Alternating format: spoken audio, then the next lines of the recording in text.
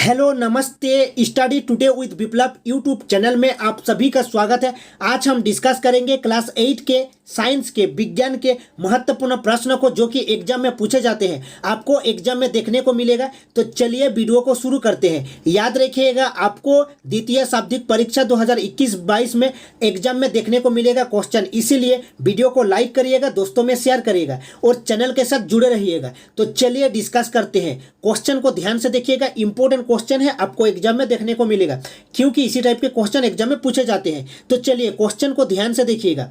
ध्वनि क्या है, साउंड क्या है? याद रखिएगा, साउंड एक ऊर्जा होती है। साउंड जो होती है, ध्वनि जो होती है, एक ऊर्जा होती है और ध्वनि की उत्पत्ति कंपन से होती है। याद रखिएगा और इसको भी याद रखिएगा, ध्वनि को एक स्थान से दूसरे स्थान में गमन करने के लिए माध्यम की आवश्यकता होती है और ध्वनि सबसे अधिक स्पीड होती है ध्वनि की सॉलिड में अर्थात ठोस में, उसके बाद द्रव्य अवस्था में होती है, उसके बाद गैस अवस्था में होती है। इसको याद रखिएगा। तो देखिए, ध्वनि ऊर्जा का एक रूप है जो हमारे कानों के श्रवण की संवेदना उत्पन्न करती है। याद रखिएगा, ध्वनि जो होती है एक ऊर्जा होती है अर्थात ऊर्जा की रूप होती है जो हमारे कानों के श्रवण की संवेदना उत्पन्न करती है और ध्वनि की उत्पत्ति कंपन से होती है। नेक्स्ट क्वेश्चन को देखिए और इसको भी याद रखिएगा, ध्वनि तरंगे अनुदैर्ध्य यांत्रिक तरंगे होती है। ये इंपॉर्टेंट है। नेक्स्ट क्वेश्चन को देखिए, ध्वनि की उत्पत्ति कैसे होती है? ध्वनि की उत्पत्ति कैसे होती है? ध्वनि की उत्पत्ति कंपन से होती है। ध्वनि एक ऊर्जा होती है और ध्वनि जो होती है, ध्वनि की तरंगे जो होती है वो अनुदैर्ध्य यांत्रिक तरंगे होती है। नेक्स्ट क्वेश्चन को देखिए और इसको याद रखिएगा, ध्वनि की जो स्पीड होती है वायु में होती है 332 मीटर पर सेकेंड। इसको याद रखिएगा। नेक्स्ट क्वेश्चन को देखिए, वयस्क पुरुष में वाक तंतु की सामान्य लंबाई क्या होती है? देखिए, पुरुष में पूछा है, पुरुष में वाक तंतु की लंबाई होती है 20 mm अर्थात 20 mm लंबी होती है और अगर महिला पूछेगा तो कितना होगा? 15 mm होगा। याद रखिएगा, जो वाक तंतु की लंबाई होती है पुरुष में होती है 20 mm और महिला में होती है 15 mm। नेक्स्ट क्वेश्चन को देखिए। नेक्स्ट क्वेश्चन में पूछा गया है, देखिए, महिला के वाक तंतु की लंबाई कितनी होती है? 15 mm होती है। याद रखिएगा, 15 mm लंबी होती है वाक तंतु महिला में और पुरुष में होती है 20 mm। याद रखिएगा।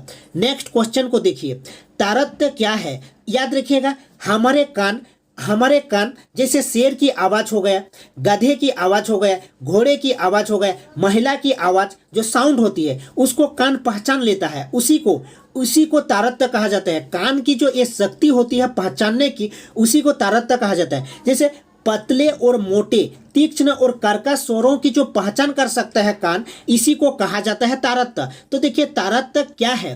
तारतम्य वह गुण है जिससे हमारे कान पतले और मोटे, तीक्ष्ण और कर्कश स्वरों की पहचान कर सकते हैं, तो इसी को तारतम्य कहा जाता है। जैसे शेर की आवाज शेर दहाड़ता है, जैसे महिला की आवाज हो गया, इसको कान जो पहचानता है इसी को तारतम्य कहा जाता है। नेक्स्ट क्वेश्चन को देखिए, कंपन के आयाम से क्या अभिप्राय है? इसका SI मात्रक क्या है?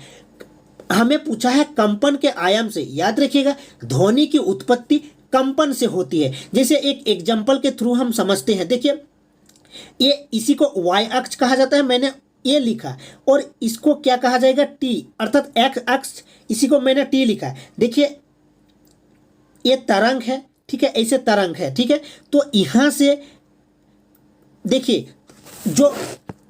जो होता है आयाम क्या है? किसी माध्यम में मूल स्थिति के दोनों ओर अधिकतम विक्षोभ को आयाम कहते हैं। अर्थात देखिए, यहाँ से यहाँ, इसी को आयाम कहा जाता है।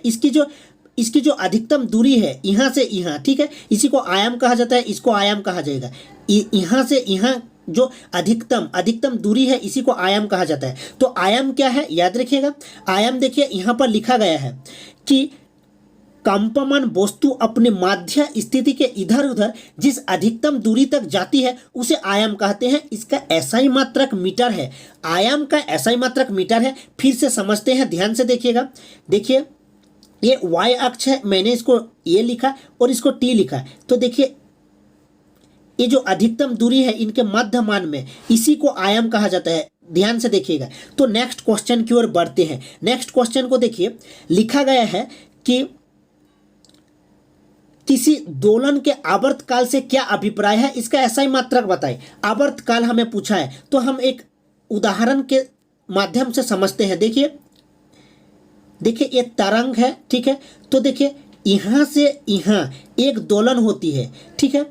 तो एक दोलन पूरा करने में जो समय लिया जाता है उसी को आवर्तकाल कहा जाता है, और आवर्तकाल का ऐसा ही मात्रक सेकंड है, याद रखिएगा। तो देखिए एक दोलन पूरा करने में लिया गया समय, एक दोलन यहाँ से लेकर, ध्यान से देखिएगा फिगर को ध्यान से देखिएगा, एक दोलन हो गया। तो यहाँ से लेकर यहाँ तक एक दोलन हो गया। तो यहाँ से लेकर मतलब इस बिंदु से लेकर इस बिंदु तक लिया गया समय को आवर्तकाल कहा जाता है। तो देखिए आवर्तकाल का परिभाषा लिखा गया है, किसी दोलन के आवर्तकाल से क्या अभिप्राय है ना, एक दोलन पूरा करने में लिए गए समय को आवर्तकाल कहते हैं, इसका ऐसा ही मात्रक सेकंड है। नेक्स्ट क्वेश्चन को देखिए, दोलन की आवृत्ति से क्या अभिप्राय है, इसका ऐसा ही मात्रक लिखे। देखिए आवृत्ति क्या है ना, प्रति सेकंड होने वाले दोलनों की संख्या को दोलन की आवृत्ति कहते हैं। ध्यान से देखिएगा, प्रति सेकंड होने वाले दोलनों की संख्या को दोलन की आवृत्ति कहते हैं, इसका ऐसा ही मात्रक हर्ट्ज होता है। तो ध्यान से देखिएगा, हर्ट्ज को HZ लिखा जाता है, इसको याद रखिएगा, ठीक है। तो ध्यान से देखिएगा, देखिए ये तरंग है। तो यहाँ से इस बिंदु से लेकर इस बिंदु तक दोलन हो गए, और दोलनों की प्रति सेकंड होने वाले दोलनों की संख्या को इस बिंदु से इस बिंदु तक ये दोलन हो गए। तो प्रति सेकंड होने वाले दोलनों की संख्या को दोलन की आवृत्ति कहते हैं।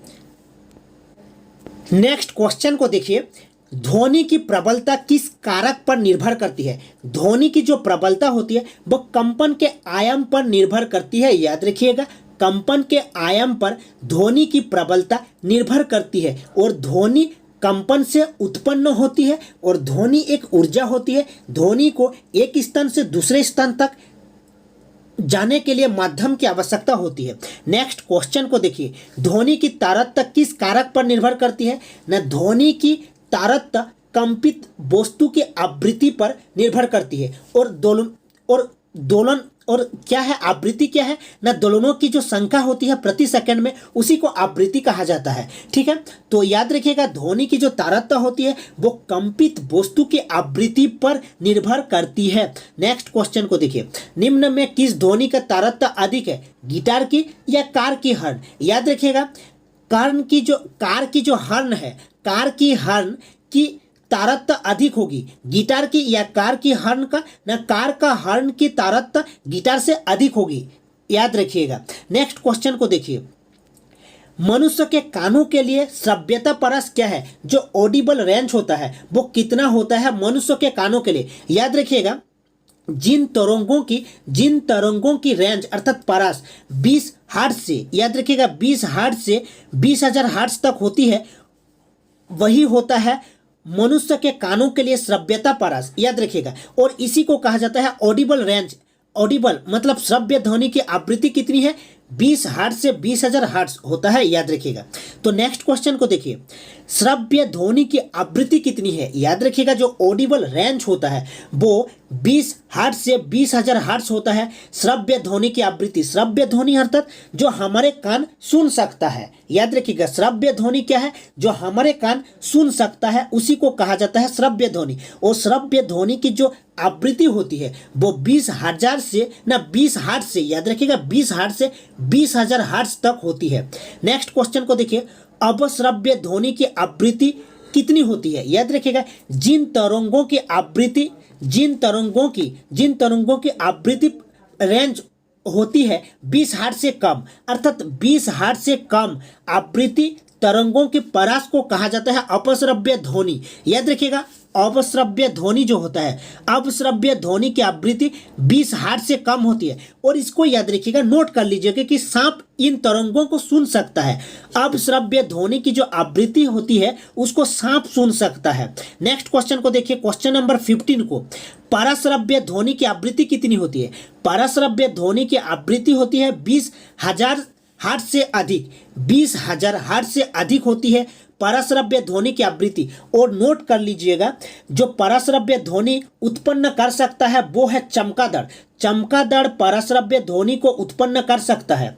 नेक्स्ट क्वेश्चन को देखिए, शोर किसे कहते हैं? शोर, जो ध्वनि सुनने में अप्रिय लगती है उसे शोर कहते हैं। ठीक है, जैसे गाड़ी की जो हॉर्न होती है, ठीक है, गाड़ी की आवाज हो गया, ये सब अप्रिय ध्वनि होती है। ठीक है, नेक्स्ट क्वेश्चन को देखिए, ध्वनि की प्रबलता का मात्रक क्या है? ध्वनि की प्रबलता कंपित वस्तु पर निर्भर करती है। याद रखिएगा, ध्वनि की जो प्रबलता होती है वो कंपन के आयाम पर निर्भर करती है। ध्वनि की जो प्रबलता होती है वो कंपन के आयाम पर निर्भर करती है। और डेसिबल, इसकी जो मात्रक होता है वो डेसिबल होता है। याद रखिएगा। नेक्स्ट क्वेश्चन को देखिए, सुरीली ध्वनि किसे कहते हैं? जो ध्वनि सुनने में मधुर लगती है उसे सुरीली ध्वनि कहते हैं। तो इंपॉर्टेंट क्वेश्चन को याद रखिएगा, ये इंपॉर्टेंट क्वेश्चन है, आपको एग्जाम में देखने को मिलेगा। मिलते हैं नेक्स्ट वीडियो में। आप चैनल के साथ जुड़े रहिएगा और वीडियो को लाइक करिएगा और दोस्तों में शेयर करिएगा। तो मिलते हैं नेक्स्ट वीडियो में।